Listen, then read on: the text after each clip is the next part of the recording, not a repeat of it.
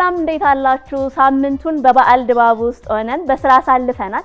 አሁን ደግሞ ዘና ፈታ የምንልባት ድንቋ ቅዳሜ ላይ ነው የምንገኘው። እኛም ቅዳሜያችሁን የሚያዋዙ ቆንጆ ዝግጅቶችን ይዘን ስቱዲዮ ተገኝተናል። የቅዳሜ መዝናኛችን ሞቅ ብሎ ተጀምሯል። በዚሁ አጋጣሚ ለመላው የክርስትና እምነት ተከታዮች እንኳን ለዳግማዊ ትንሣኤ በዓል በሰላም አደረሳችሁ እንላለን። እንግዲህ ሳምንታችንን ያሳለፍነው ከፋሲካ ማግስት ነው። አሁን ደግሞ የዳግማዊ ትንሣኤ ዋዜማ ላይ ነው የምንገኘውና ከናንተ ጋር በበዓል መንፈስ ሆነን አብረናችሁ ስለምናሳልፍ እጅግ በጣም ነው ደስ የሚለው። በጣም ደግሞ ቅዳሜ ደረሰ። ከቅዳሜም ደግሞ ዳግማ ትንሣኤ ቅዳሜ አይደለ? ልዩ ነው፣ በጣም ልዩ ነው። አለባበሳችንም እንግዲህ ዳግማ ትንሣኤ ምክንያት በማድረግ ከበዓል ሙድ ስላልተላቀቅን በዛ ሁኔታ ነው የመጣ ነው። ዳግማዊ ትንሣኤ እንግዲህ እንደሚታወቀው ዘመድ ወዳጅ ጋር ሄደን ጎራ ብለን የምንጠይቅበት በዓላችን ነውና እንዴት ነው የምታሳልፉት? እስቲ ካብትሽ ጀምር። ዳግማ ትንሣኤ እንዳላችሁት ያው በትንሣኤ ቤት ውስጥ ሁላችንም ስለምናሳልፍ የቤት ነገር ነው። ምክንያቱም ዶሮዋም አላለቀችም ምንም አላለችም እንደ የሆነት ነው እዛው ቤት ነው። ደስ የሚለው ከቤተሰብ ጋር ቤት ጋር ሲሆን ነው። ልክ ዳግማ ትንሣኤ ግን ሲሆን የቤተሰብ የዘመድ አዝማድ መጠየቂያ ነው። ዘመድ ጋር ትሄዳለህ ያልደረስክበት ለበዓል ያልያልክበት። ዳግማ ትንሣኤ አይ ቲንክ ትንሣኤ የሚሰጠን እድል ከሌሎች በዓሎች አሁን ገና ነው በክርስትና እምነት ባሉት ማለት ነው። እነ ጥምቀትም አንድ ቀን ነው የሚሆነው። በቃ የዛን ቀን ነው የምታከብረው። ትንሣኤ ግን ትንሣኤ ያለ በሳምንቱ ዳግማ ትንሣኤ ሲመጣ ያው የበዓል ስሜት አለው። ወደ ዘመድ አዝማድ ጋር ሄደህ የሆነ ነገር ይዘህ ከዘመድ ጋር አብረህ የምትጫወትበት የበዓሉ ስሜት አለና የእንደዚህ አይነት ሙድ የሚፈጠርበት ነው። ዳግማ ትንሣኤ በጣም ደስ ይላል። ልክ እንደ ትንሣኤ አድርገሽ እንደውም ከዘመድ ጋር ሰብሰብ ብለሽ የምታከብሪ ስለሆነ ደስ የሚል ነገር አለው። በትክክል ባለ ትዳር ስለሆንክ አንተ ደግሞ አክፋይ ይዘህ ትሄዳለህ ወይ ነው? አክፋይ ግድ ነው። እርግጥ ነኝ እንኳን የባለቤቴ ቤተሰቦች ጋር ነው ትንሣኤን የሚያከበርኩት፣ ቤት አልነበርኩም። አሁን ግን ወደ እኔ ቤት ለመጥራት ነው ያሰብኩት።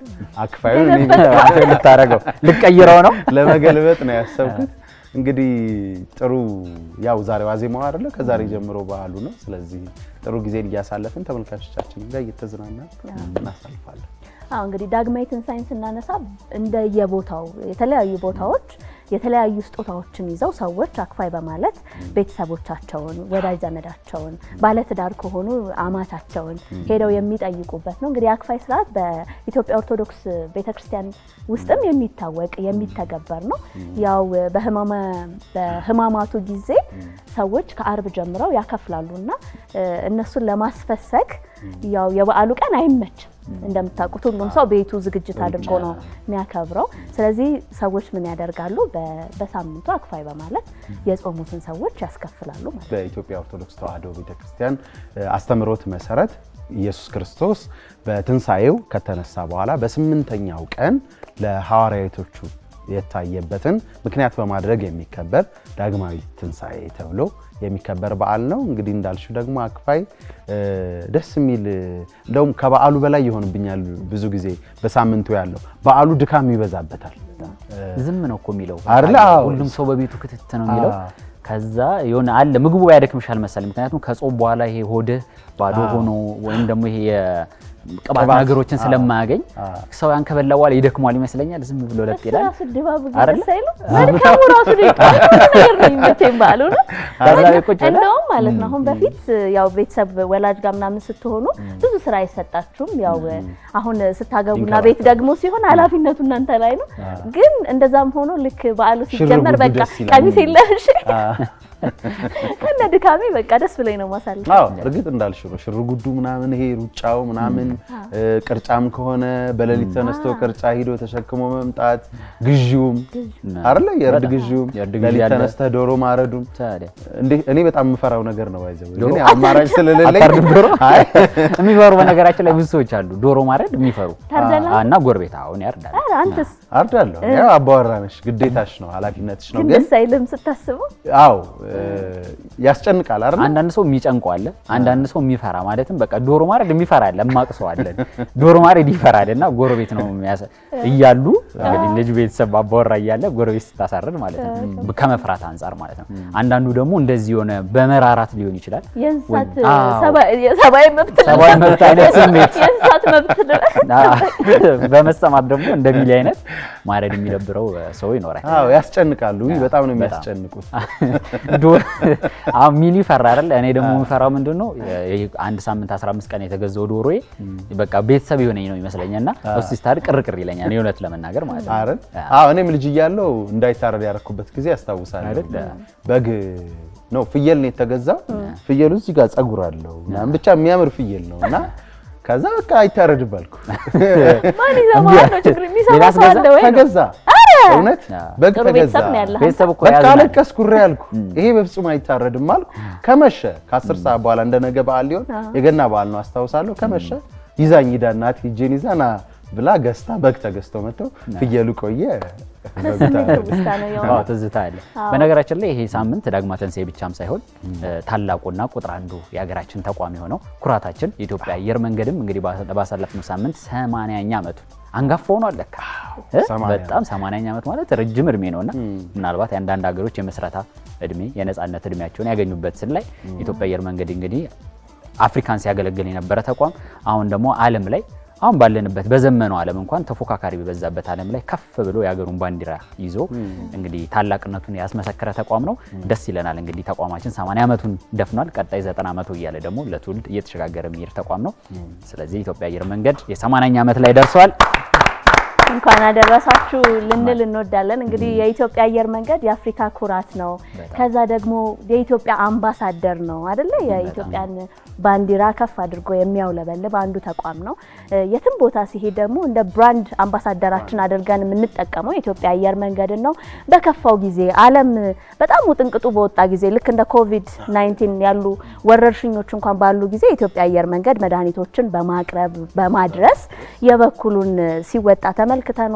ከዛ ባለፈ አፍሪካ በቀኝ ግዛት በነበረበት ጊዜ መሪዎችን በማመላለስ የፓን አፍሪካኒዝም እንቅስቃሴን ሁሉ የማገዝ ሁኔታ ያየንበት ነውና በከፍታም በዝቅታም ውስጥ የኢትዮጵያ አየር መንገድ ስሙን እንደጠበቀ ከፍ እንዳለ ዛሬም ድረስ አለና ዛሬ የአየር መንገዳችንን 80ኛ ዓመት እያነሳን እየተጫወትን አብረናችሁ እንቆያለን። የጥንቶቹን ፎቶ ስታዩ ምን ይሰማቸዋል? ኢትዮጵያ አየር መንገድ ዳኮታዎቹ እነዛ ዳኮታ ከአሜሪካ የተገዙት ፕሌኖች ምናምን እንዴ ቤቶቹ የኤርፖርት ማረፊያ ድንኳኗ ቤቷ ምናምን ፎቶዎችን ለመመልከት ድንኳኗ አለ። የድሮ ደግሞ አይ ቲንክ ጥላሁን በወጣትነቱ ጊዜ ይመስለኛልና በኢትዮጵያ አየር መንገድ መጥቶ የሆነች ቪዲዮ አይቼ ነበር።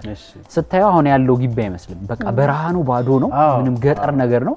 አየሩ እዛ ነው፣ ፕሌኑ ይወርዳል በእግር ከዛ መተምናመን አህያ በቅሎና አህያ ሁሉ ሰዎች የሚይዙትን ልብስም ይሁን ሌሎች እቃዎች ለመጫን ተይዞ ይገባ ነበርና በጣም ብዙ ታሪክ ያለፈበት ብዙ ታሪክ ያሳለፈ በብዙ ጥረትና ድካም በብዙ እሳቤ እዚህ ድረስ የደረሰ የተገነባ የአፍሪካ ኩራት የሆነ ተቋሞቻችን ከቴክኖሎጂ ጋር የተጣመረ ዘመን ያፈራውን ነገር ይዘው እየመጡ ነው።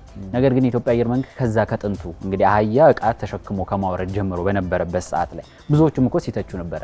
ምክንያቱም አህያ መኪና ሳይኖራችሁ ፕሌን ምን ያደርግላችኋል እስከ መባል የነበረበት ምክንያቱም አይቀድምም ወይ መኪናው አንዳንዴ እንደዛ የምትባል ያን ሁሉ አሸንፎ ነው ከዛ ያንን ሳይወድቅ በዛ አይነት ትችቶች ወደ ኋላ ሳይቀር የአፍሪካ ኩራቱ ነው ጀመረ።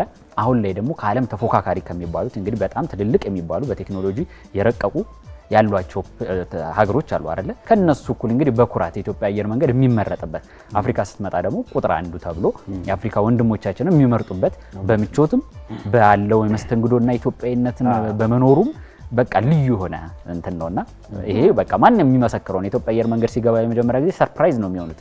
አፍሪካ ውስጥ እንደዚህ አይነት ተቋም እንደዚህ አይነት የአየር መንገድ ተቋም አለ ማለትም ካሰጣጡ ካለው ነገር በቃ በጣም የዘመነ ነው የተለየም ነውና ፕራውድ እናደርጋለን። አሁን ደግሞ ምን ሆኗል? አገልግሎቱን ለማዘመን ተደራሽነቱንም ለማስፋት የተለያዩ የመሰረተ ልማት የማስፋት ስራዎች እየተሰሩ ነው የሚገኙት። እንግዲህ እንደምናውቀው በአመት ወደ 20 ሚሊዮን መንገደኞችን ነው የሚያጓጉዘው የኢትዮጵያ አየር መንገድ። አሁን እንግዲህ ቢሾፍቱ ላይ ደግሞ የሚሰራው አዲሱ የአየር ማረፊያ ደግሞ ያንን በ4 እጥፍ የማሳደግ የሚችል ነውና እሱ ራሱ ለኛ በጣም ትልቅ ተስፋ ትልቅ ስራ ነውና ደስ የሚያሰኝ ነው። እንዳልከው ነው በቂ የመኪና መንገድ ሳይኖር መኪና መጥቶ ነበር። በቂ አውሮፕላን ማረፊያ በቂ እንግዶች ማስተናገድ ሳይኖር አውሮፕላኑ መጥቶ ነበር። ይሄን ነገር እስክናሳካ የሆነ ነገር እስኪሆን ብለን የምናልፋቸው ስልጣኔዎች ጎርተውናል። አሁንም ትምህርት እንዲሆነን የሚያደርጉ ይመስለኛል። እንዲህ አይነት ነገሮች ማለፍ የለብንም። ስልጣኔዎችን ተግባራዊ አድርገን ማሻሻል የተሻለ ሐሳብ ይመስለኛል አይደል? አሁንም እኮ የሚባለው እንደዛ ነው። አሁን ለኢትዮጵያ ምን ያደርግላታል ሳይንስና ሙዚየም ኤአይ ምን ያደርግላታል ገና ሳንበላ የሚል እኮ አለ። እንደዛ እያሉ ነው ቀደምም የነበሩትን የጥንታውን አባቶቻችንን ወደ ኋላ ያስቀሯቸው የነበሩት አየር መንገድ ሲመጣ ምን የቅንጦት ለራሳቸው ብሎ ነው የሚልህ አለ። አሁንም ላይ ሳይንስ ሙዚየም ሌሎች ተቋሞች ልክ ከአደጉ ዓለም ላይ የምትሄደው አሁን መነሻን ይዘህ ነው ድክ እያልክ የምትሄደው እንጂ አይ ቆይ ገራ መልጬ ጠግብ የምትል ከሆነ እሱን አንተ ጠግበህ እስክጨርስ እነሱ ሌላ ጨርሰው ሌላ አንተ ምዕራፍ ላይ ሄደዋልና ግዴታ ያንን እነሱ ይዘውት የመጡት ነገር ቀላል አይደለም። በኢትዮጵያ አየር መንገድ በሌሎች ትልልቅ ተቋሞቻችንም የምናየው ያንን ነው። እንቀጥልበታለን። ኤአይን እንደውም ስታነሱ አሁን ከሉዓላዊነት ጋር አያይዘን ማንሳት እንችላለን። አሁን ላይ በቃ ጓዳ ጎድጓዳችን ውስጥ በሙሉ ነው ኤአይ የገባውና አብረን ፈጠን ብለን ከዓለም ጋር መሄድ ካልቻልን እነሱ ያው ጥለውን ነው የሚሄዱት። እነሱ ጋር እንደርሳለን ስንል ስንከተል ተከታይ ሆነን ነው የምንቀረውና ትንሽ ፈጠን ብሎ ማሰብ ፈጠን ብሎ መራመድ ይጠይቃል። የኢትዮጵያ አየር መንገድ ግን ያኔ ፈጥኖ በመራመዱ ዛሬ ድረስ ይሄው የኢትዮጵያ ብራንድ አምባሳደር ሆኖ እየተመሰገነ እየተወደደ በኢትዮጵያውያን በሙሉ የሚወደድ አንድ ሁሉም ሰው የሚስማማበት ተቋም ይመስለኛል የኢትዮጵያ አየር መንገድ። በነገራችን ላይ እኔ ምን ሚሞሪ ያለኝ በልጅነቴ እኛ የምንኖርበት ግቢ ውስጥ አንድ ሆስተስ ነበረ። ወንድ ነው እንደው እና ሆስተስ ነበር። እንግዲህ ሆስተስ ቢሆን እንደ ሆስተስ ነው እንግዲህ ለብሶ የሚሄደው። አታስጨንቁኝ። አይ ድሮ የነበረ አይመስለኝም እና ለዛ ቅርብ ጊዜ ነው ታስቺ ይሆናል። አይ እኔ በነገር ላይ ድሮ ሰው አይደለሁም። እኔ በጣም የቅርብ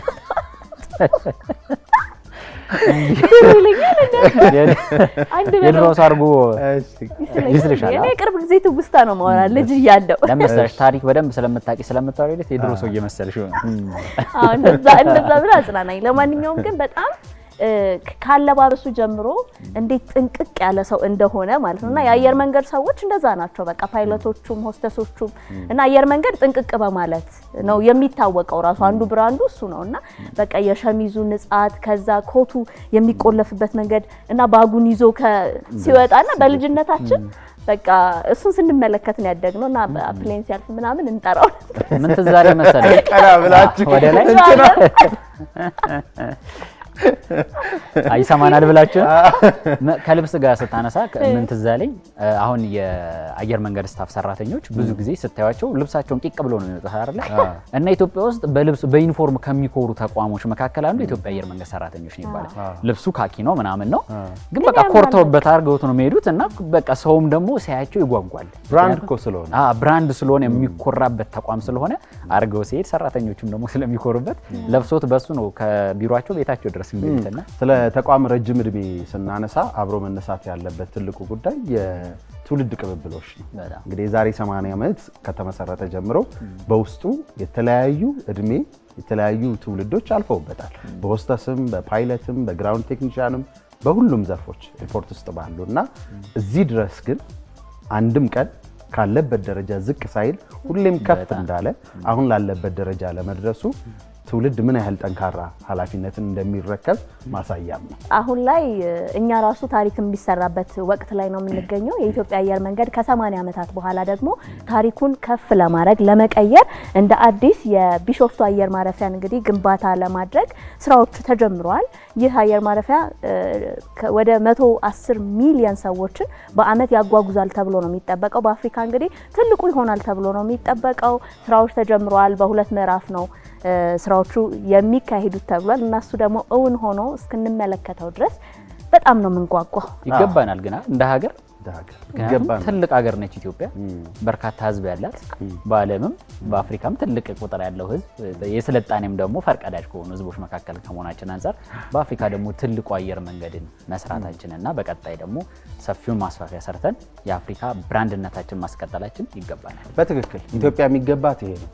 በኢትዮጵያ ትልቁ ሳይሆን በአፍሪካ ትልቁ በአፍሪካ ቀዳሚው መባል ነው የሚገባት። አልፎ ተርፎም ደግሞ የኛ ትውልድ በዓለም የመጀመሪያው የሚባልም ፕሮጀክቶችን እንደሚሰራ እምነታችን ነው። ተመልካቾቻችን ቅዳሜ መዝናኛችን ቆንጆ ቆይታ እያደረገ ከእናንተ ጋር በዳግማዊ ትንሳኤ ዋዜማ ሽርብትን ይላል አይደል?